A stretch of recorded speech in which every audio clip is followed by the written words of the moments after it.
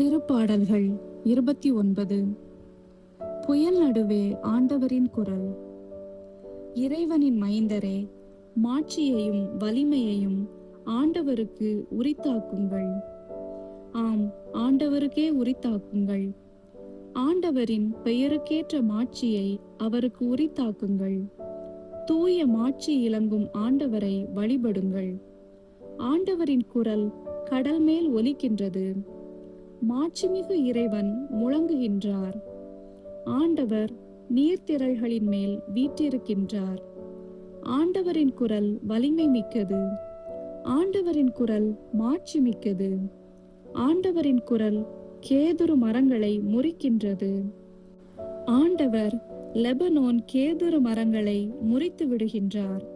லெபனோனின் மலையை கன்று குட்டியென துள்ள செய்கின்றார். சிரியோன் மலையை காட்டெருமை கன்றென குதிக்க செய்கின்றார். ஆண்டவரின் குரல் மின்னலை தெறிக்க செய்கின்றது. ஆண்டவரின் குரல் பாலைவனத்தை அதிர செய்கின்றது. ஆண்டவர் காதேசு பாலைவனத்தை நடுங்க செய்கின்றார். ஆண்டவரின் குரல் கருவாலி மரங்களை முறித்து விடுகின்றது. காடுகளை வெறுமையாக்குகின்றது.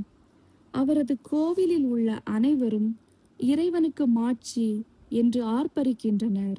ஆண்டவர் வெள்ளப்பெருக்கின் மீது வீற்றிருக்கின்றார். ஆண்டவர் என்றென்றும் அரசராக வீற்றிருக்கின்றார். ஆண்டவர் தம் மக்களுக்கு ஆற்றல் அளிப்பாராக. ஆண்டவர் தம் மக்களுக்கு சமாதானம் அருள்வாராக. ஆண்டவர் தம் மக்களுக்கு ஆசி வழங்குவாராக.